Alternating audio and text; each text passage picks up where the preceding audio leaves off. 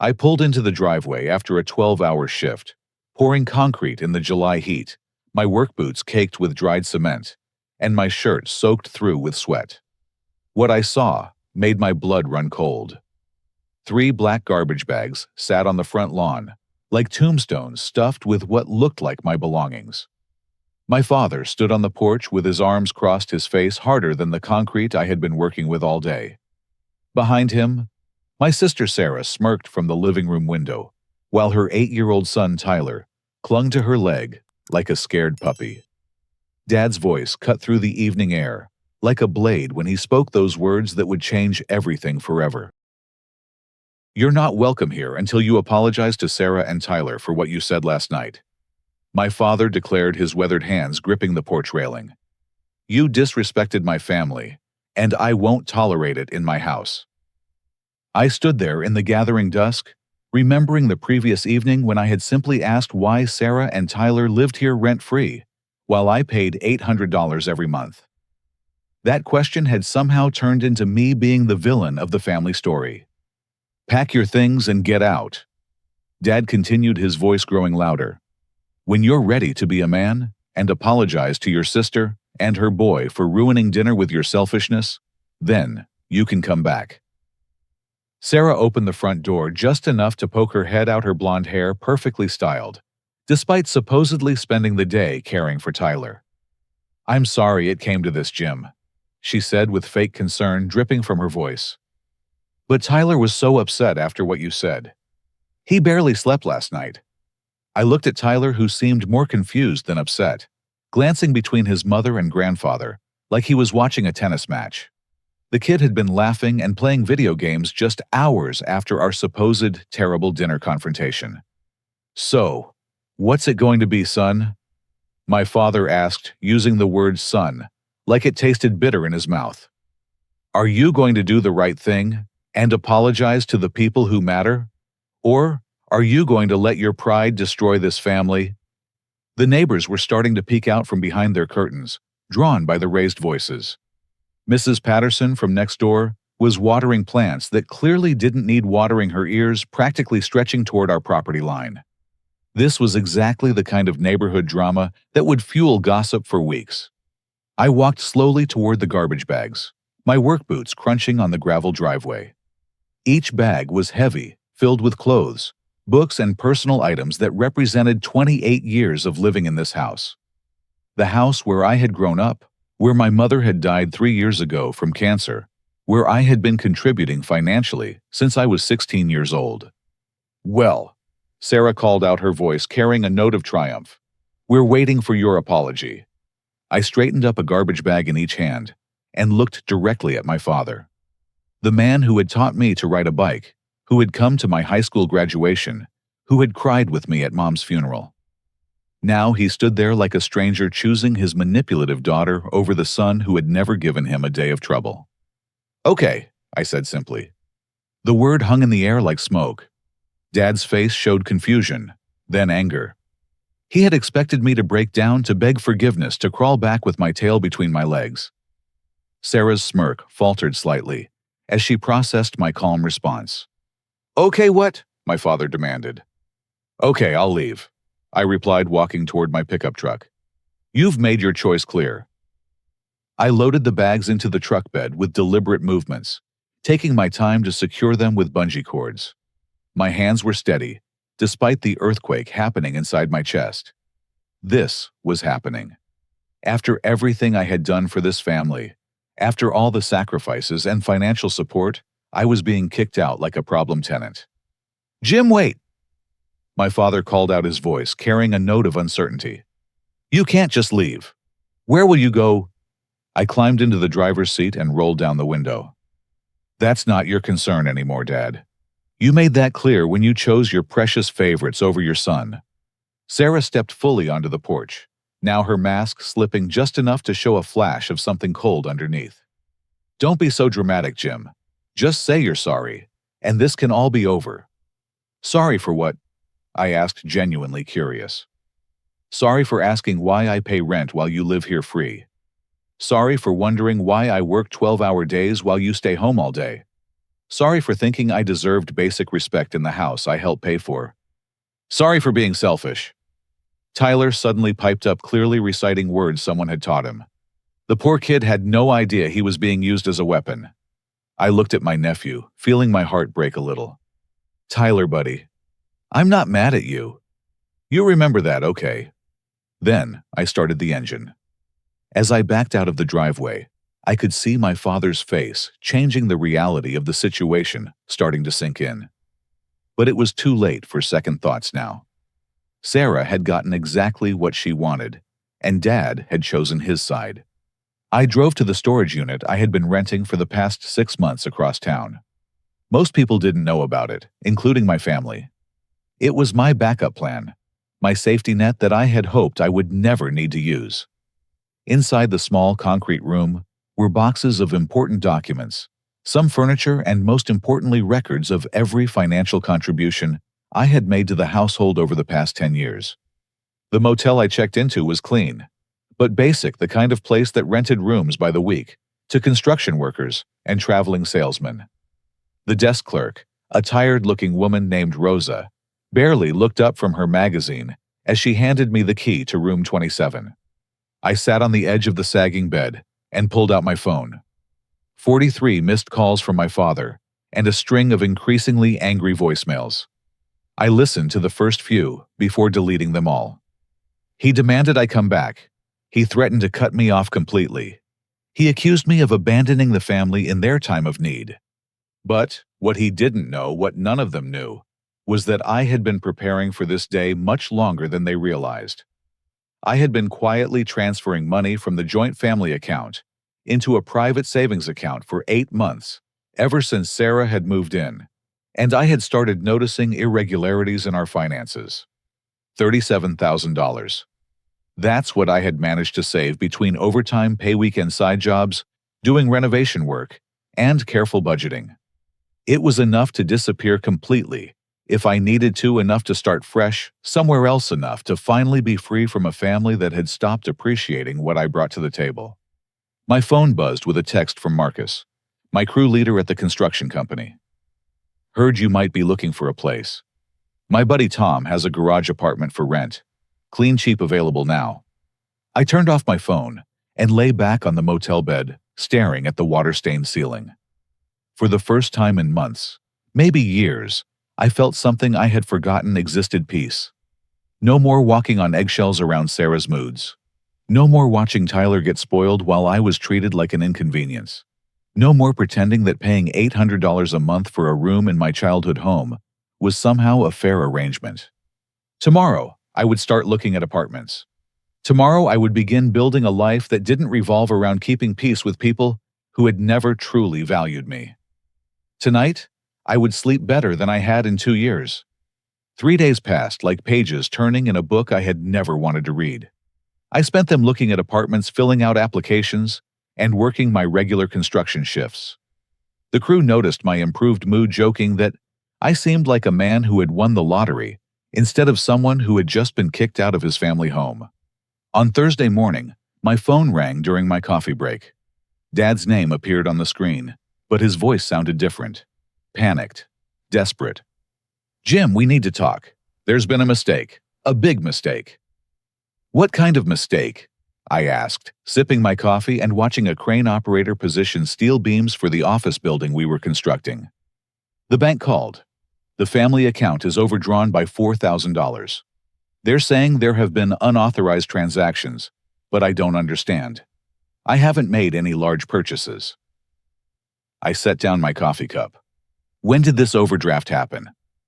They said it started last Friday, but the charges go back weeks. Jim, I need your help figuring this out. Can you come to the bank with me? There was something in his voice that made me pause. Fear. Real fear. This wasn't the angry, authoritative father who had kicked me out. This was a confused old man who was in over his head. I'll meet you there at lunch, I told him. First National Bank sat on the corner of Main Street and Fifth Avenue, a brick building that had served the community for over 60 years. I found my father waiting in the parking lot, looking smaller somehow than he had just days earlier. His work shirt hung loose on his frame, and there were dark circles under his eyes. Inside, we met with Patricia Williams, a bank manager with silver hair and kind eyes, who had known our family since I was a teenager. She spread transaction records across her desk, like evidence at a crime scene. The overdrafts started accumulating over the past month. She explained, running her finger down the list. Large cash withdrawals from ATMs online, purchases, automatic payments that your account couldn't cover. I studied the records carefully. $200 at Diamond Casino on Oak Street. $500 at some place called Luxury Living Online. $300 cash withdrawal from an ATM at Riverside Shopping Center. The pattern continued, painting a picture that made my stomach clench. "Dad, do you recognize any of these transactions?" I asked. He shook his head slowly, confusion clouding his features. "I don't gamble, you know that. And I've never heard of this luxury living website." Patricia cleared her throat diplomatically. "Mr. Henderson, the card used for these transactions is registered to a Sarah Henderson at your address. Would you like me to pull up the security footage from our ATM cameras?" My father's face went white. "That's impossible. Sarah wouldn't. She's been helping with the household finances since she moved in. She's been trying to help us save money." The security footage told a different story. Black and white images showed Sarah at various ATMs around town, withdrawing cash with practiced efficiency.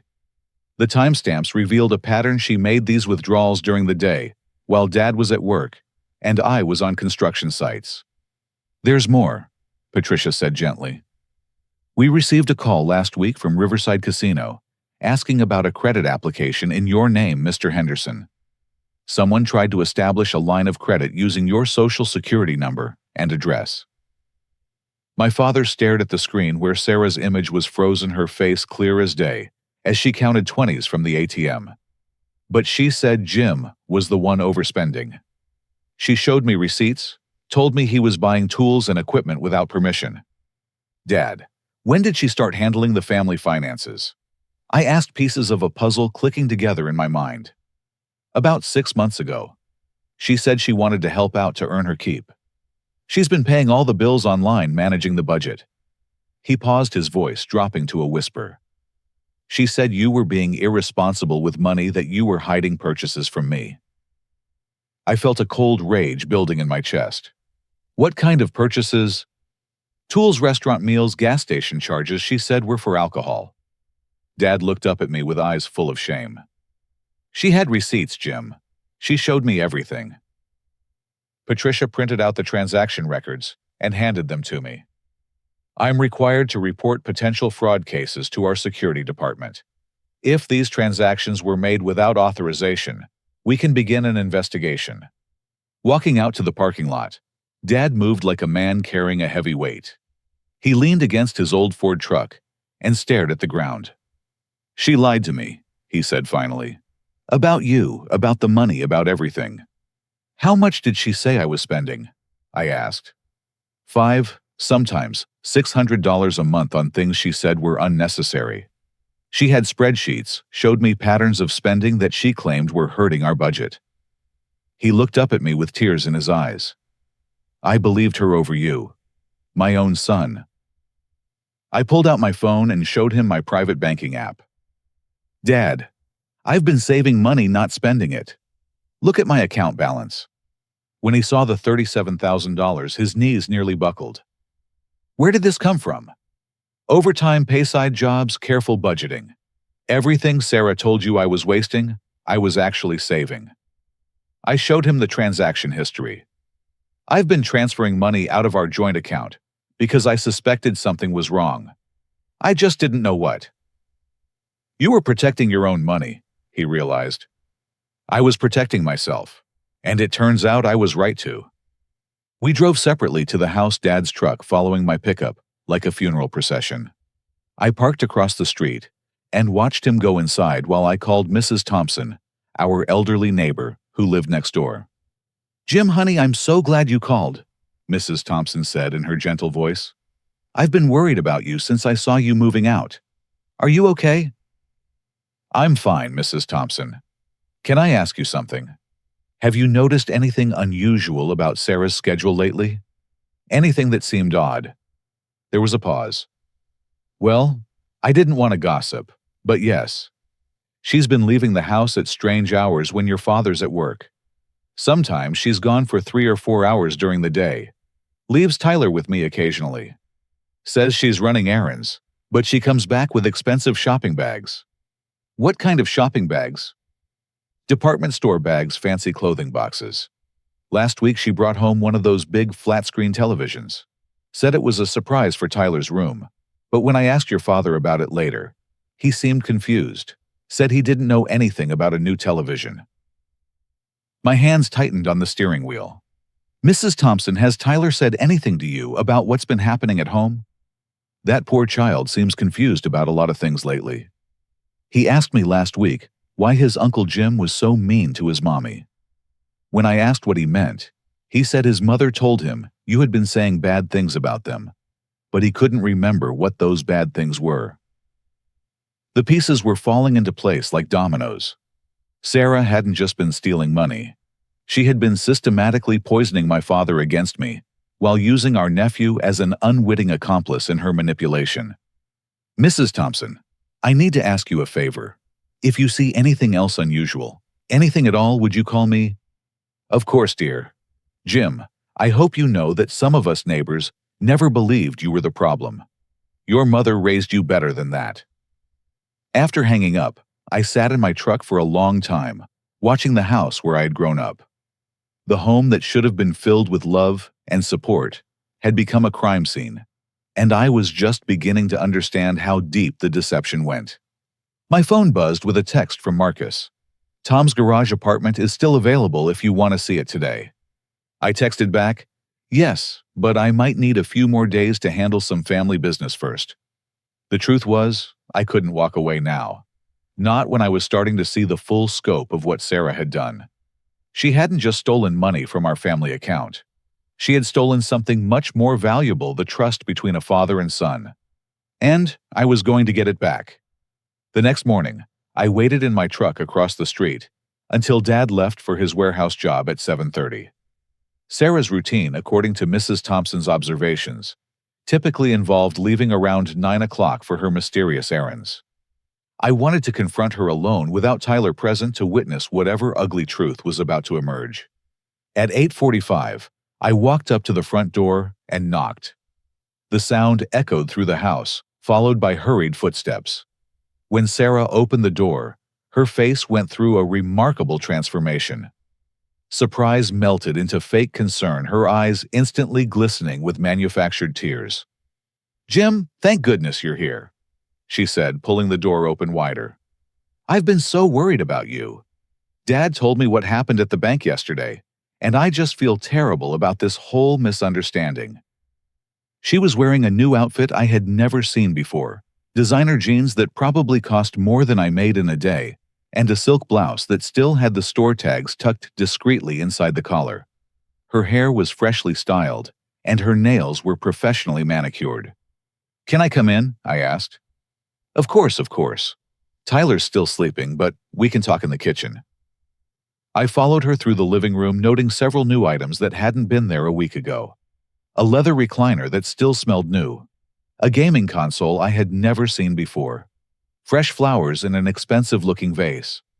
In the kitchen, Sarah bustled around, making coffee with nervous energy.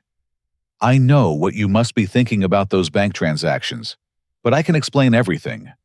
There's been some kind of identity theft situation. Someone got hold of the debit card information and has been making fraudulent charges." She set a mug of coffee in front of me, her hand trembling slightly. "I've been working with the bank to resolve it, but you know how slow these institutions can be. I didn't want to worry Dad with all the details while they investigated. I pulled out the printed bank records Patricia had given me. These transactions show your name, Sarah. The ATM security footage shows your face. How do you explain that?" Her mask slipped for just a moment, revealing something cold and calculating underneath. Then she recovered, sitting down across from me with a heavy sigh.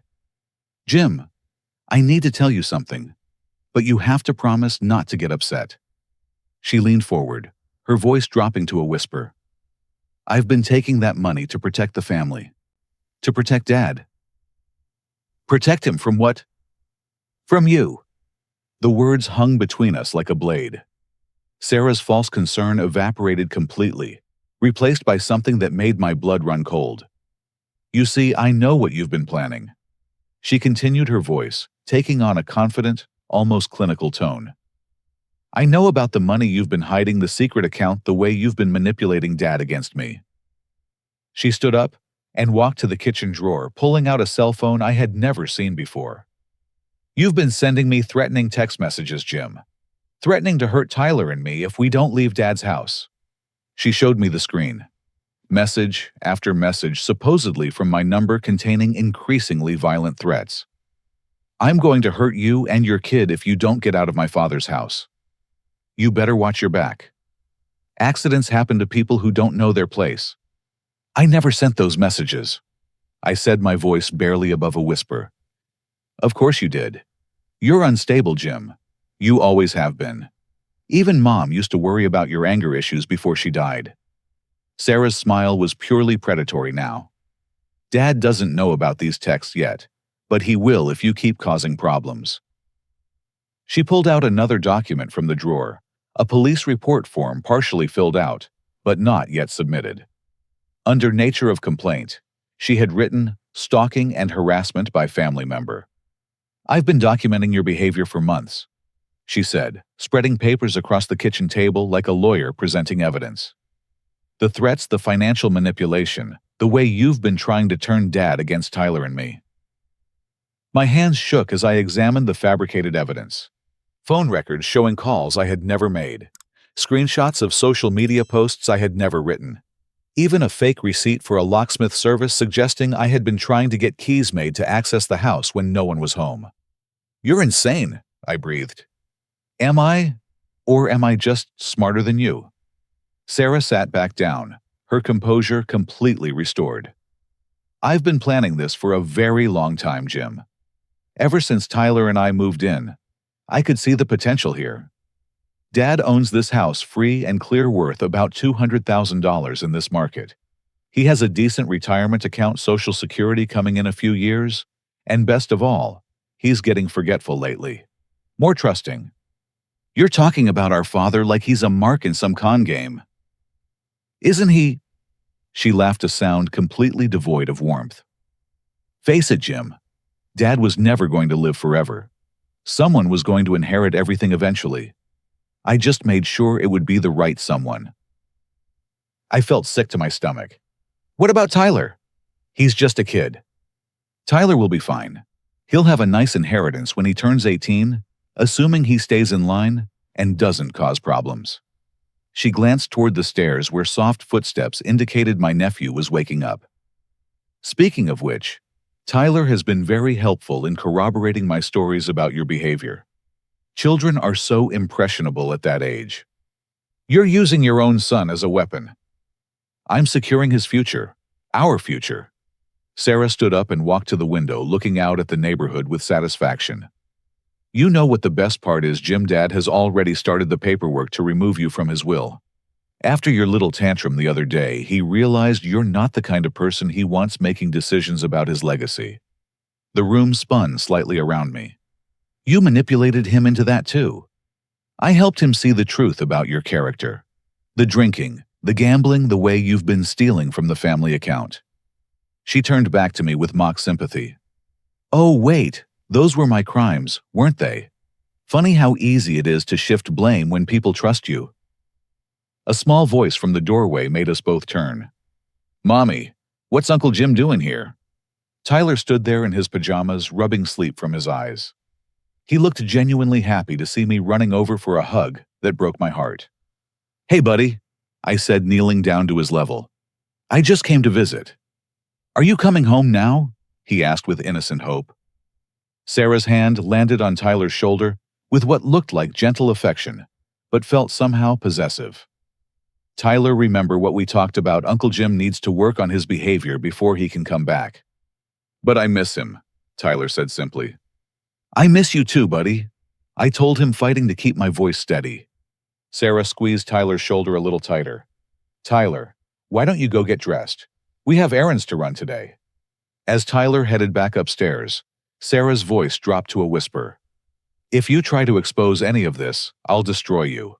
I'll file that police report, and I'll make sure Tyler backs up every word of it." A 8-year-old victim is very compelling to judges and social workers. She walked me to the front door, her hand on my back in a gesture that would look friendly to any neighbors who might be watching. "You have two choices, Jim," she said, as I stepped onto the porch.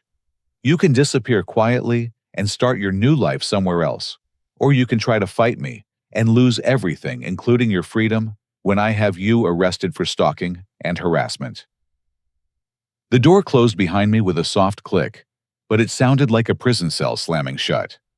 I sat in my truck for 10 minutes trying to process what had just happened. Sarah hadn't just been stealing money or manipulating Dad's emotions. She had constructed an entire alternate reality where I was the villain and she was the victim. She had evidence documentation, and worst of all, she had Tyler as an unwitting accomplice. But as I drove away from the house, one thought kept echoing in my mind. Sarah was smart, maybe even brilliant in her manipulations. But smart people often make one crucial mistake: they assume everyone else is stupid. She didn't know about Mrs. Thompson's observations. She didn't know about my friendship with Detective Garcia, who had helped me with a break-in at my construction site last year. And she definitely didn't know about the small recording device that my buddy Danny had helped me install near the front door 3 days ago. Technology has come a long way in recent years. Voice-activated recording devices can run for weeks on a single battery, and they're about the size of a coin. Danny, who did security installation for businesses, had helped me place one in the decorative wreath that hung beside our front door. If Sarah wanted to play games with evidence and documentation, I was about to show her what real evidence looked like. The war wasn't over. It was just beginning. The recording device had been capturing conversations for a full week when I finally retrieved it. Danny met me at a coffee shop downtown to help extract and review the audio files. As a security specialist, he had access to software that could clean up sound quality and isolate specific voices even when multiple people were talking. "Some of this stuff is pretty damning," Danny said, adjusting his headphones as he scrolled through hours of recorded conversations. "Your sister has been busy."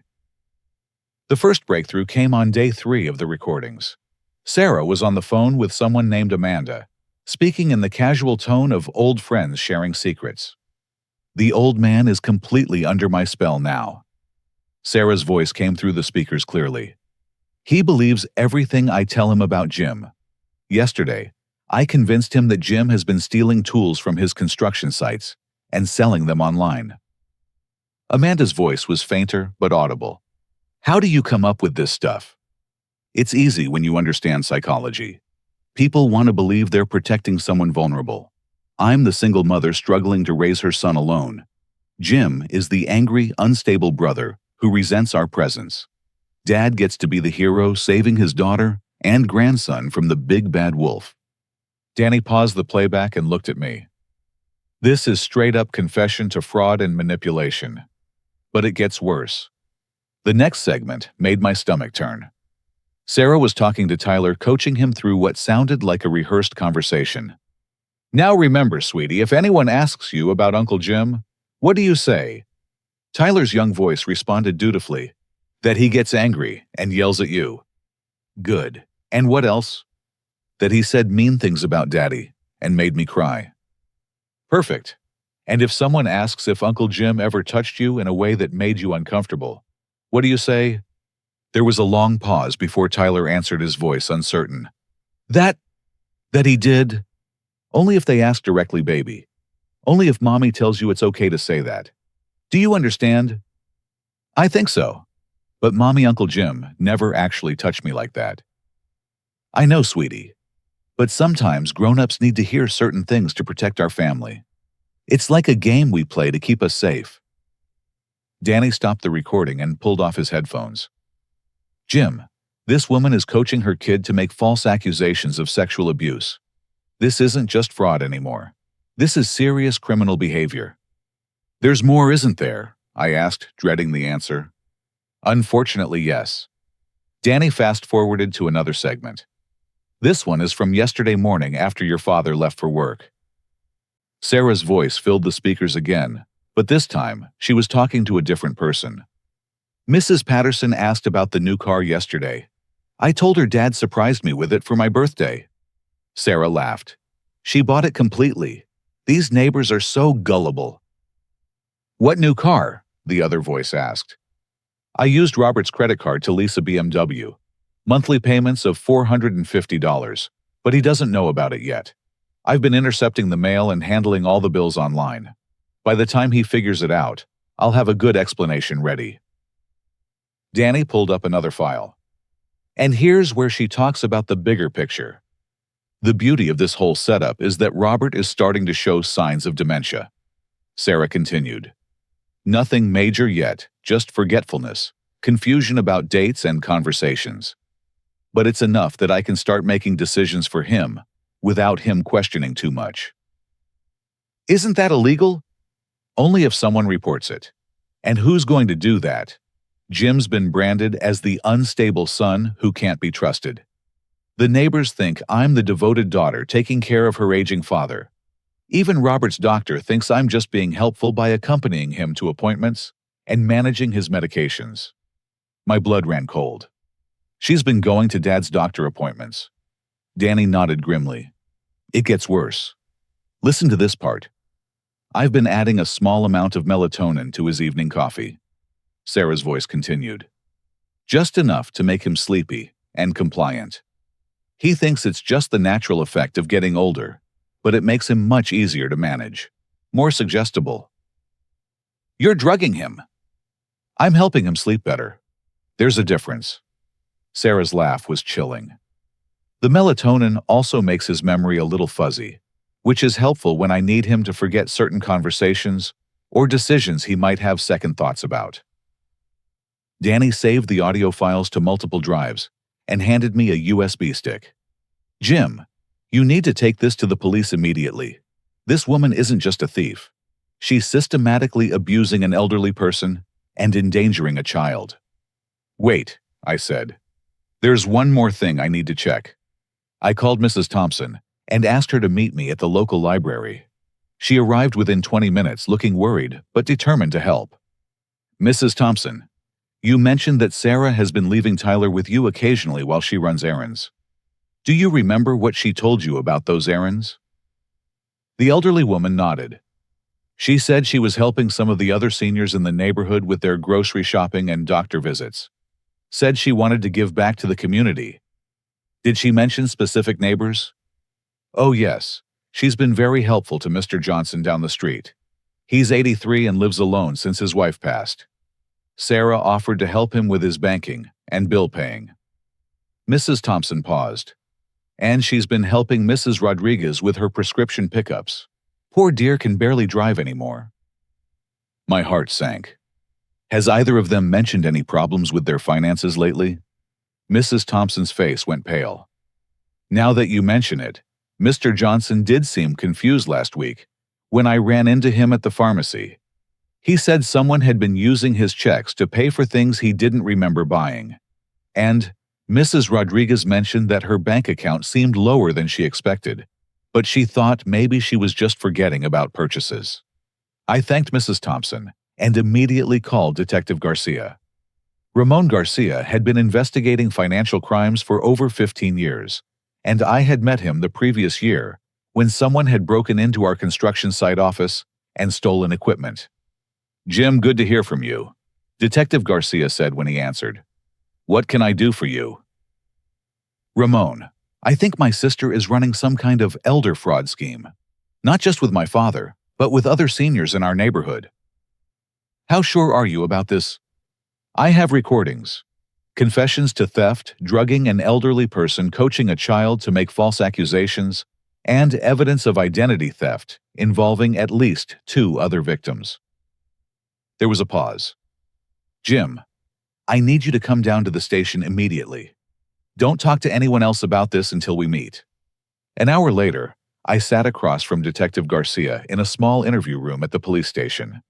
He listened to the audio recordings with the focused attention of someone who had heard similar cases before. This fits a pattern we've been tracking, he said finally. We've had reports of financial irregularities involving elderly residents in several neighborhoods across town. Your sister's name has come up before. What do you mean? Sarah Henderson has been a person of interest in 3 other cases over the past 2 years. Each time she befriended elderly men or families offered to help with household management or caregiving, and then systematically drained their financial resources before disappearing. Detective Garcia pulled out a thick file folder. What's different this time is that she's targeting her own family, which suggests she's getting more desperate or more confident. Either way, it's escalated beyond simple theft. He showed me police reports from other jurisdictions.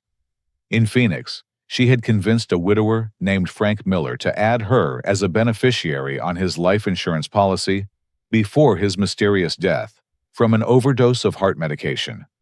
In Denver, she had gained power of attorney over a couple in their 70s and had them sign over the deed to their house before they realized what was happening. The problem is, Sarah is very good at what she does, Detective Garcia continued. She leaves minimal physical evidence, maintains a sympathetic public persona, and typically disappears before victims realize the full extent of what's happened. But this time we have recordings. Yes, and that's our advantage. But we need more to build a solid case. I need you to help us gather additional evidence. He explained the plan. I would return home wearing a concealed recording device and confront Sarah directly with what I had discovered. The goal was to get her to admit to specific crimes, while detectives positioned outside could intervene if the situation became dangerous. There's one more thing you need to know, Detective Garcia said as we concluded our meeting. The medical records we obtained through a warrant show that your father has been diagnosed with early-stage Alzheimer's disease. Sarah has been hiding this information from him and from you. The room seemed to tilt around me. How long has she known? Based on the medical timeline, at least 4 months. She's been intercepting communications from his doctor and has been listed as his primary emergency contact without his full understanding of what that means. I left the police station with a wire taped to my chest and a clear mission: get Sarah to confess to her crimes, while staying safe enough for the police to intervene when necessary. But as I drove back toward the house where I had grown up, I realized that this confrontation would be about more than just gathering evidence. It would be about saving my father from a predator who had been systematically destroying his life while pretending to care for him. Sarah thought she had won the game by eliminating me from the family equation. She was about to discover that removing the one person who truly cared about Dad's well-being had been the biggest mistake of her criminal career. The wire felt cold against my skin as I approached the house the next evening. Detective Garcia and 2 other officers were positioned in an unmarked van across the street, monitoring the audio feed, and ready to intervene if Sarah's behavior became threatening. My instructions were simple: get her talking about the specifics of her crimes while avoiding any actions that might endanger Tyler. I found Dad sitting in his recliner, looking confused and smaller than I remembered. His hands shook slightly as he tried to read the newspaper, and there was a glass of coffee on the side table that Sarah had obviously prepared for him. "Jim," he said, squinting at me like he wasn't sure I was real. "What are you doing here?" "I came to talk to you and Sarah, Dad. We need to clear some things up." Sarah emerged from the kitchen, wearing a concerned expression that I now recognized as completely artificial. "Jim, I thought we agreed that you would give us some space while we worked through this family situation." "Plans change," I said, settling into the couch across from Dad's chair. "I've learned some interesting things over the past few days." "Such as?" Sarah's voice carried a warning tone, but she maintained her facade of innocent concern. I pulled out the printed bank records. "Such as the fact that you've stolen over $12,000 from our family account in the past 3 months." Dad looked up from his newspaper with confusion. "12,000? That can't be right." "It's exactly right." I continued, watching Sarah's face for any crack in her composure. "Casino withdrawals, luxury shopping cash advances. All while you told Dad that I was the one overspending." Sarah sat down next to Dad and took his hand in a gesture of support. Jim, we've already discussed this. There was identity theft, and the bank is investigating. Really? Because I spoke with Detective Garcia today, and he told me something fascinating. I leaned forward, speaking directly to Dad. He said you've been diagnosed with early-stage Alzheimer's disease, and that Sarah has been your primary medical contact for over 4 months. The color drained from Dad's face. Alzheimer's, I don't. No one told me about any diagnosis. That's because Sarah has been intercepting your medical communications and hiding the information from you. I turned to face my sister directly. Isn't that right, Sarah? Her mask began to slip, revealing the cold calculation underneath. Dad's medical information is private, and I've been helping him manage his healthcare because he's been having memory issues. Memory issues that you've been making worse by drugging his coffee with melatonin every night. The room went silent except for the ticking of Mom's old grandfather clock in the corner. Dad stared at Sarah with growing horror. That's not true, Sarah said, but her voice lacked conviction. I have recordings, Sarah. Hours of conversations where you admit to drugging Dad, stealing money, and coaching Tyler to lie about me. I pulled out my phone and played a brief segment of the audio. Sarah's voice filled the room. I've been adding a small amount of melatonin to his evening coffee, just enough to make him sleepy and compliant. Dad's hands began to shake more violently. Sarah, tell me this isn't true. Instead of denying it, Sarah's demeanor shifted completely. The concerned daughter act evaporated, replaced by something cold and desperate. You want to know the truth, Robert. She stood up and began pacing around the living room. The truth is that you're losing your mind, and someone needs to make decisions for your own good. Sarah, I warned Conscious of the wire recording every word. No, let's get everything out in the open. She continued, her voice rising. Robert, you can't remember conversations from one day to the next. You leave the stove on you, forget to pay bills. You repeat the same stories over and over. I've been protecting you from your own incompetence. Dad looked like he had been slapped. I'm not incompetent. Aren't you? When's the last time you balanced your own checkbook? When's the last time you remembered to take your blood pressure medication without me reminding you? Sarah laughed bitterly. You're grateful for my help, but you have no idea how much work it takes to manage your declining mental capacity. And the money, I pressed. How was stealing from him protecting him? I was securing funds for his long-term care. Do you have any idea how much assisted living costs? How much medical care will cost as his condition worsens? Sarah turned to face Dad directly. That money is going toward your future needs, even if you're too confused to understand the planning involved. By gambling it away at casinos, I challenged. Sarah's composure cracked further. I was investing it, trying to grow the available resources through calculated risks. Sometimes investments don't pay off immediately. And the other neighbors you've been stealing from Mr. Johnson and Mrs. Rodriguez. Were you planning their long-term care too? Her eyes flashed with anger. Those old fools were easy targets. They trusted me because I presented myself as helpful and caring. If they were stupid enough to give me access to their finances, that's their problem. Dad struggled to stand up from his chair. Sarah, those people are our friends, our neighbors. Those people are marks in a game you're too naive to understand, Sarah shot back. This whole neighborhood is full of elderly people with assets and declining mental capacity. It's a business opportunity. I felt sick listening to her casual discussion of exploiting vulnerable seniors, but I needed her to keep talking. What about Tyler?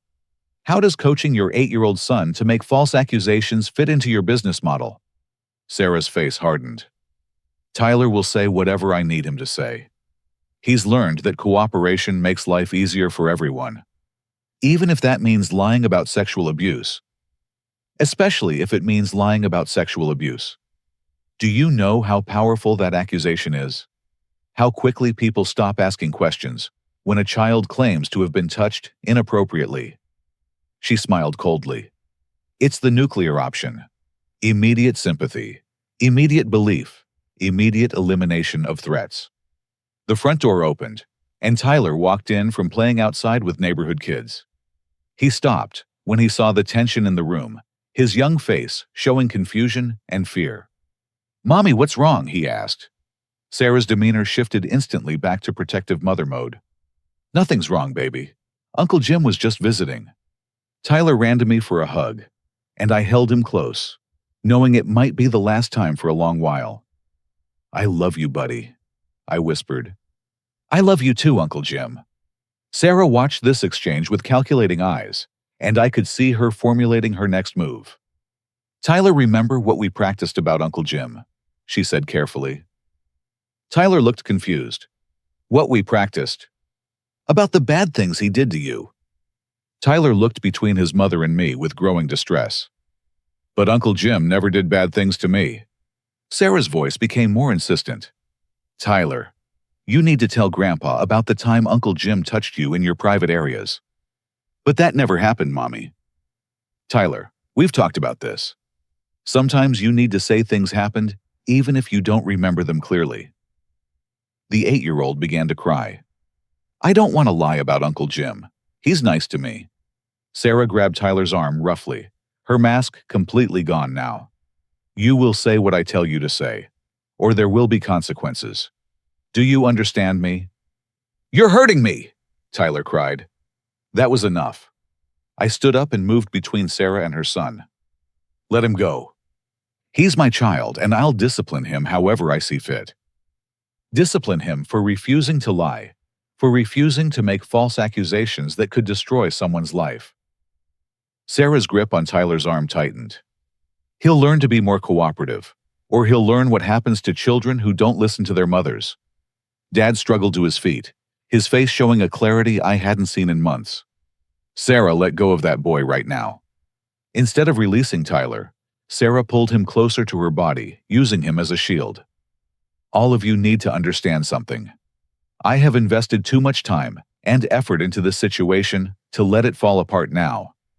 Tyler and I are staying in this house. Robert is going to continue following my guidance for his medical and financial decisions, and Jim is going to disappear permanently." "And if we don't agree?" I asked.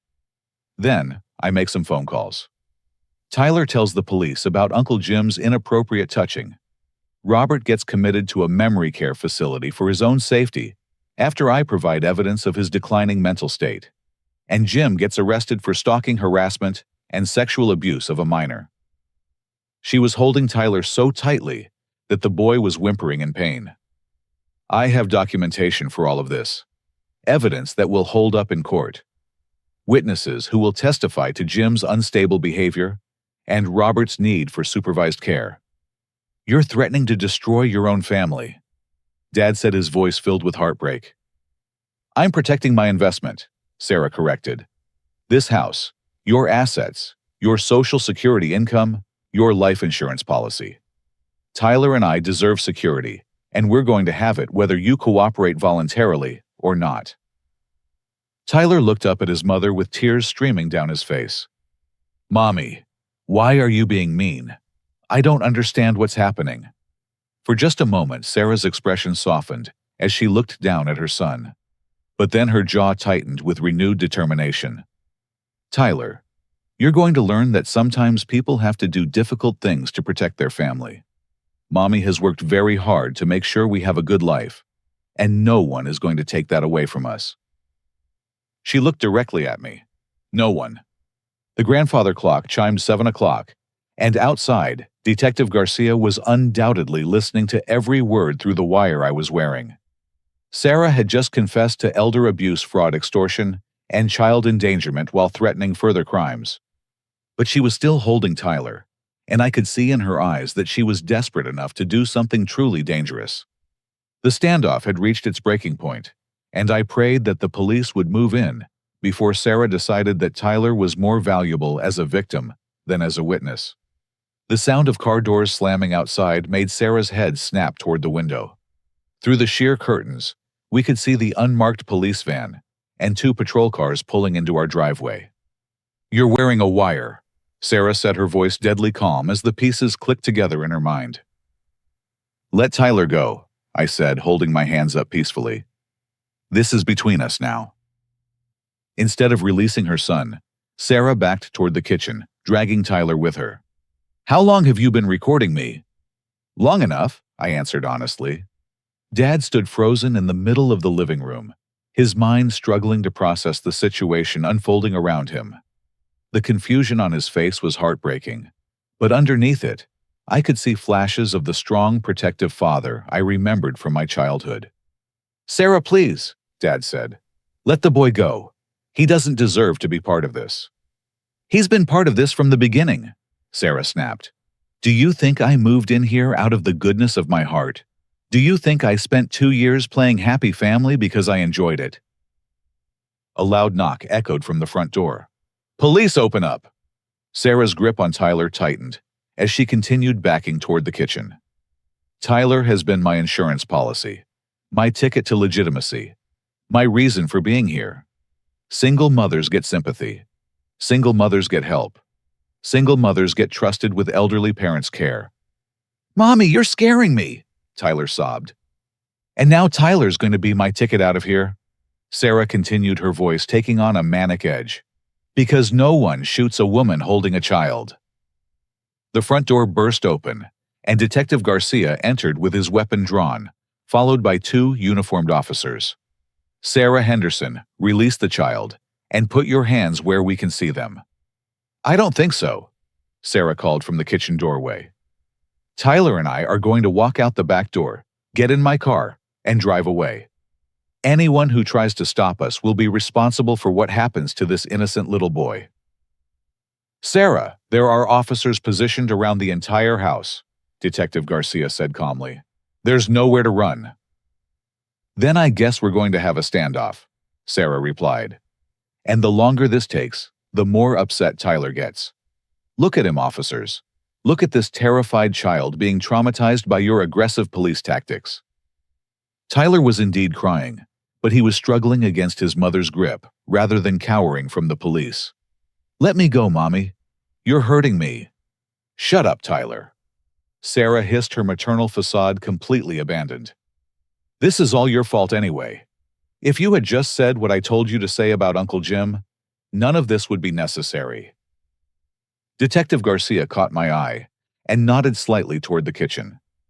I understood his silent communication, keep her talking while they positioned for a safe intervention. Sarah, you said you invested too much to let this fall apart, I said, taking a small step toward the kitchen. What exactly did you invest? Time, effort, planning. Sarah's voice carried the frustration of someone whose careful scheme was crumbling. Do you have any idea how much work it takes to establish a new identity in each city? To research targets, build relationships, gain trust. New identity, Dad asked weakly. Sarah Henderson isn't even my real name, you senile old fool, she snarled. I'm Jennifer Walsh from Michigan. Before that, I was Lisa Daniels from Oregon. Before that, I was Rachel Stevens from California. Detective Garcia spoke into his radio, quietly requesting backup units and likely running the names Sarah had just revealed. Each identity took months to establish. Sarah continued, seemingly unaware that she was providing law enforcement with crucial information. New social security numbers, employment histories, references. Do you know how expensive it is to purchase believable documentation? How many families have you done this to? I asked. 7 successful operations over the past 5 years, Sarah said with something resembling pride. Robert was supposed to be my retirement score. Big enough to let me disappear permanently to somewhere without extradition treaties. Tyler had stopped struggling and was staring up at his mother with growing horror. Mommy, who are you? I'm someone who's smart enough to survive in a world full of stupid, trusting people, Sarah replied. And you're my son, which means you're going to learn to be smart too. But lying is wrong, Tyler said with the moral clarity of childhood. You taught me that lying was wrong. I taught you whatever you needed to hear to keep you manageable, Sarah corrected coldly. Just like I told Robert, whatever he needed to hear to trust me with his finances.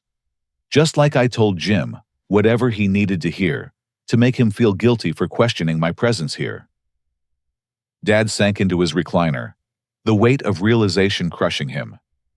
You never cared about us at all. Care is a luxury I can't afford. This is business, Robert. You had assets, you had vulnerabilities, and you had a conveniently absent son who could be blamed for any irregularities. Sarah laughed bitterly. It was actually the perfect setup until Jim started getting suspicious. The medical records, I said, understanding dawning. You weren't just hiding Dad's diagnosis from him. You were using it to establish legal control over his decisions. Power of attorney, medical proxy, beneficiary status on insurance policies.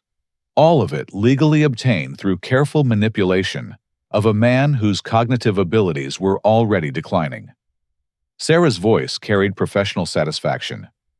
By the time Robert realized what was happening, I would have had complete legal authority over his life and assets. Detective Garcia had moved closer to the kitchen entrance, though Sarah couldn't see him from her position. He gestured for me to keep the conversation going. What about Tyler's real father? I asked. Does he know what you've been doing? David thought I died in a car accident 3 years ago, Sarah said casually. Clean break. No custody battles, no child support complications, no interference with my business operations. Tyler's face went white. My daddy thinks I'm dead. Your daddy was a weak man who would have limited your potential, Sarah replied dismissively. I gave you opportunities he never could have provided. I want my daddy, Tyler said, his voice breaking. I want to go home to my daddy. This is your home now. I am your family now. Sarah's grip on Tyler shifted, and I could see her considering her options. And if these police officers don't back away, you and I are going to take a permanent vacation somewhere very far from here. Sarah, listen to me, Detective Garcia said, stepping partially into view. You're looking at federal charges now. Identity theft, fraud across state lines, elder abuse, child endangerment. But if you release Tyler and surrender peacefully, I can work with the district attorney to negotiate a better outcome. I don't negotiate from weakness, Sarah replied. Tyler and I are walking out of here, and anyone who tries to stop us will be responsible for the consequences. She began moving toward the back door, still using Tyler as a shield. But Tyler, despite his young age, had heard enough to understand that his entire life had been built on lies. I don't want to go with you, he said firmly. You're not really my mommy. Real mommies don't lie about everything. You don't have a choice, Sarah snapped. But Tyler surprised everyone, including his mother.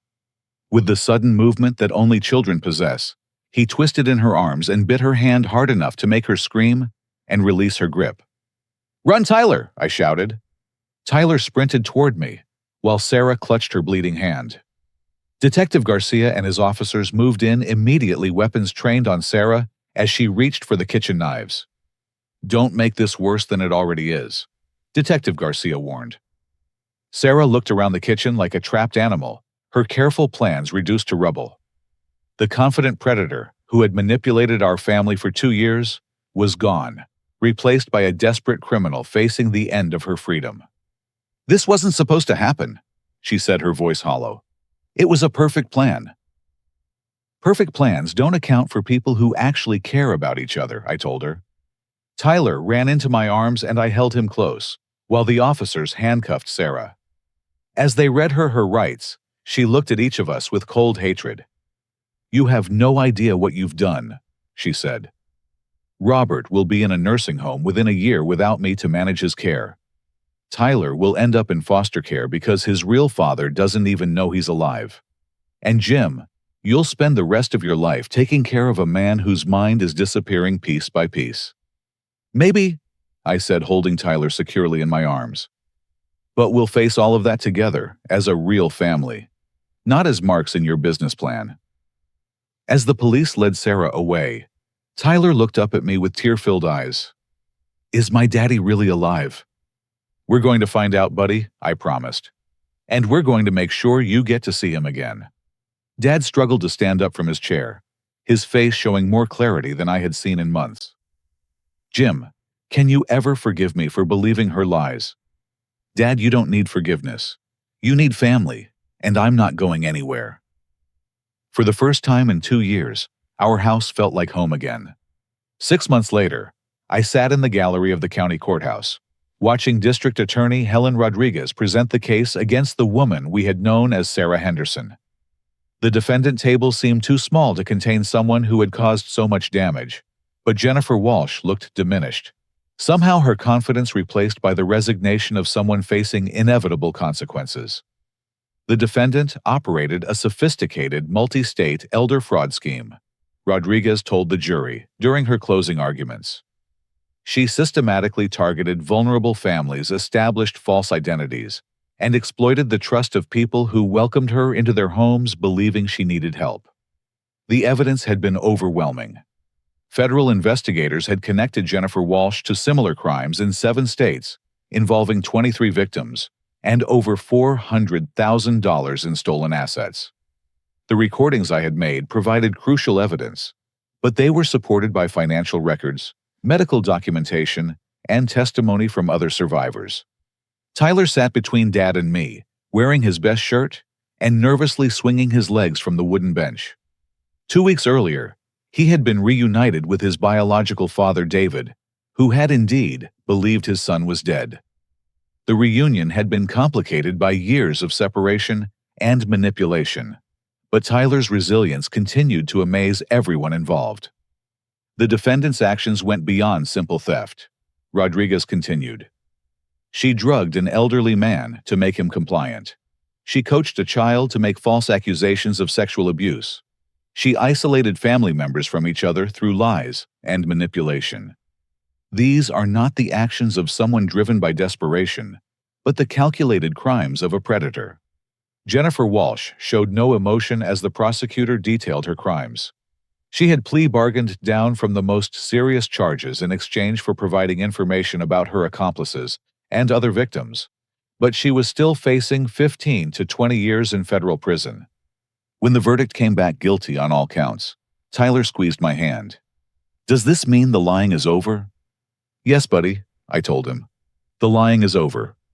Dad had been working with Dr. Sarah Mitchell, a specialist in early-stage dementia, and the prognosis was more hopeful than we had initially feared.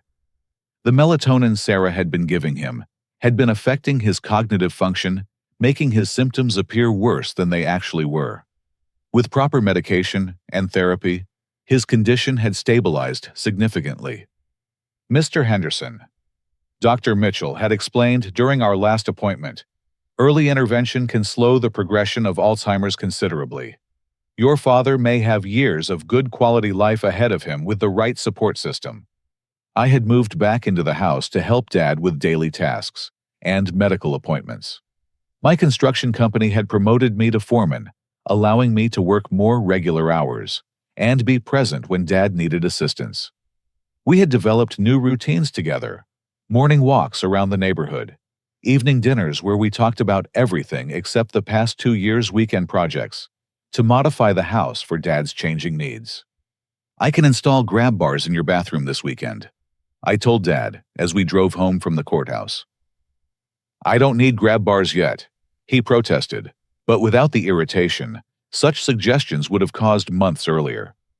"Maybe not yet, but they don't hurt anything to have them. Besides, I could use the practice for other clients."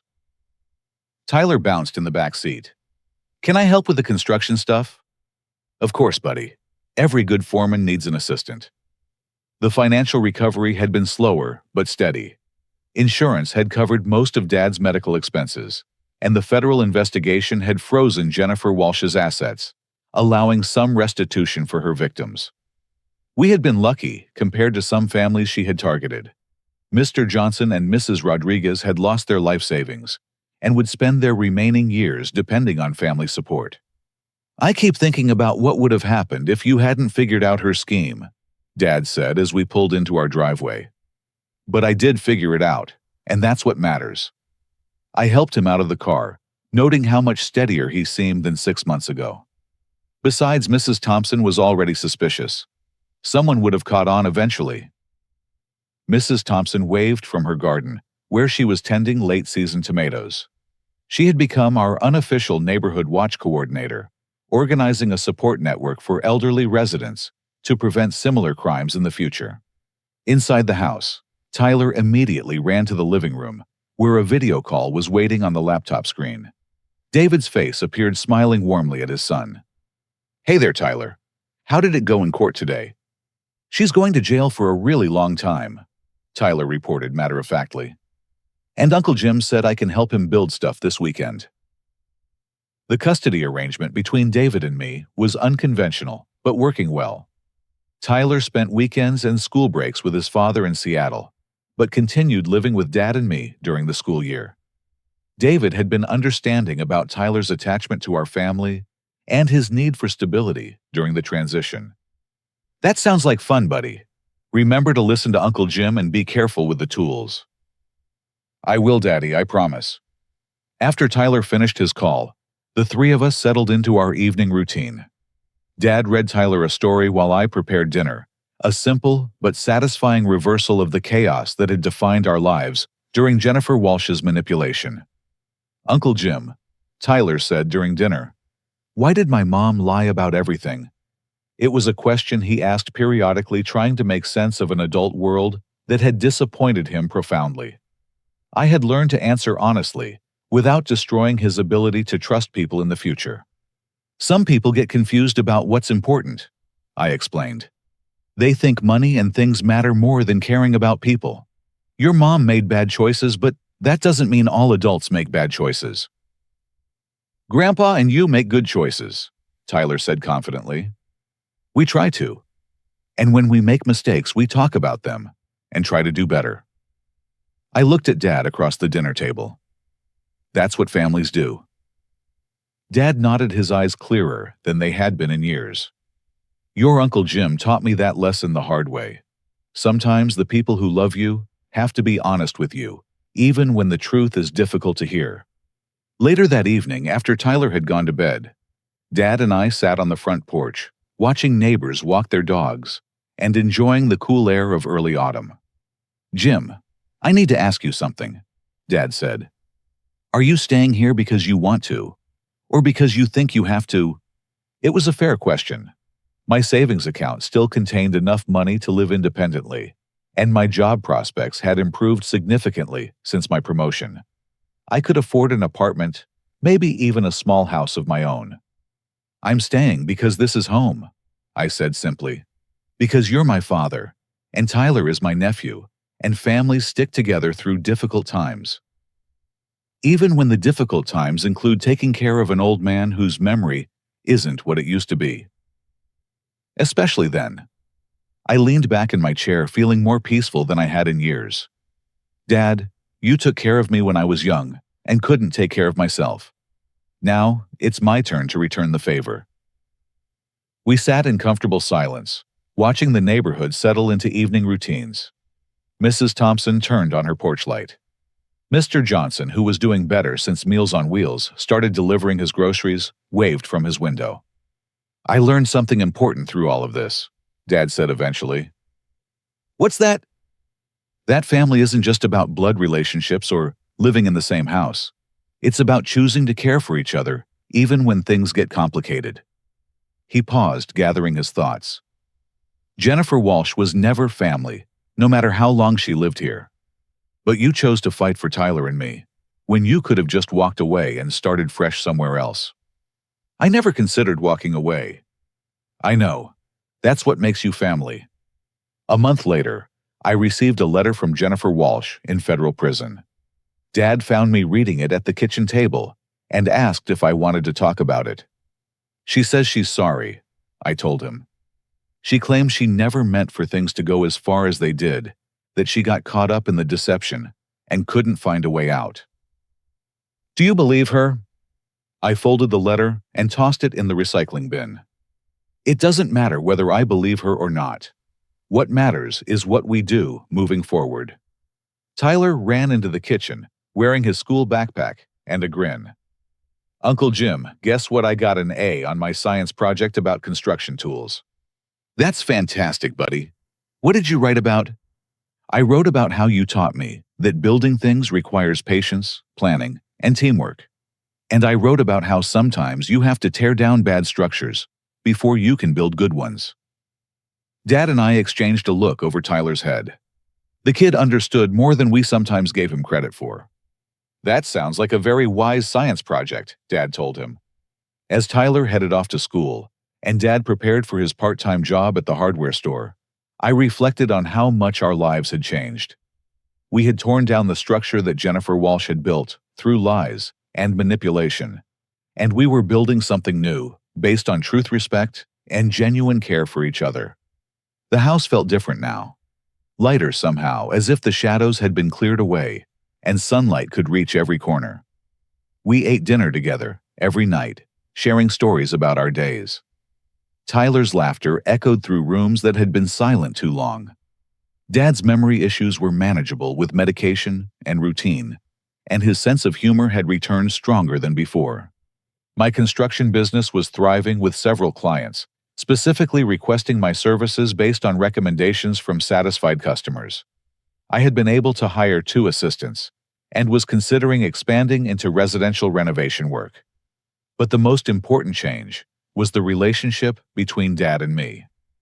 The distance that Jennifer Walsh had created through manipulation and lies had been replaced by something stronger than we had before. We talked openly about everything now, from Dad's health concerns to my dating life to Tyler's progress in school and therapy. Jim, Dad said one evening as we worked together in the garage building a treehouse for Tyler's next visit, "I want you to know that I'm proud of the man you've become." Thanks, Dad. That means a lot. I'm proud of how you fought for this family when everything seemed hopeless. I'm proud of how you've stepped up to help with my care without making me feel like a burden. And I'm especially proud of how you've helped Tyler heal from his mother's damage. I set down my hammer and looked at my father. His hair was grayer than before, and his movements were slower, but his eyes held the warmth and strength I remembered from childhood. "You know what I learned from all this," I said. "I learned that sometimes the worst things that happen to us lead us to discover the best things about ourselves and each other." "How do you mean?" "If Jennifer Walsh had never come into our lives, we might have continued drifting apart. I might have eventually moved out and seen you only on holidays. Tyler would have grown up never knowing his real father. We wouldn't have discovered how strong we could be when we worked together." Dad smiled, understanding dawning in his expression. "So you're saying that her betrayal actually brought us closer together?" "I'm saying that her lies forced us to discover the truth about what really matters. And the truth is that we're better together than apart, stronger as a team than as individuals, and capable of protecting each other from anything life throws at us." Tyler's voice called from the house. "Uncle Jim, Daddy's on the video call, and he wants to see the treehouse." "We'd better go show off our construction skills," I said. As we walked toward the house together, Dad put his hand on my shoulder. "Jim, I hope you know that no matter what happens with my health in the future, you've already given me the greatest gift possible." "What's that?" "You've given me the chance to be your father again, instead of just someone you felt obligated to take care of." That evening, as Tyler excitedly showed his father the progress on the treehouse via video call, I realized that our family had not just survived Jennifer Walsh's manipulation. We had emerged stronger, more connected, and more grateful for each other than ever before. The lies had ended, but the love remained. And in the end, that was all that truly mattered. Before we end this story, I want to ask you something. Have you ever had to fight for your family's trust after someone tried to turn you into the villain? Have you ever discovered that standing up for what's right, even when it costs you everything, can sometimes lead to something better than what you lost? I'd love to hear your thoughts in the comments below. If this story resonated with you, please give it a like and subscribe for more stories about real families facing real challenges. And if you know someone who might benefit from hearing about how truth can triumph over manipulation, Please share this story with them. Thank you for listening, and remember, family isn't just about blood relations or shared history. Family is about choosing to stand together, support each other, and fight for each other when times get tough. May you always have people in your life who choose to be family, and may you always have the courage to choose them back.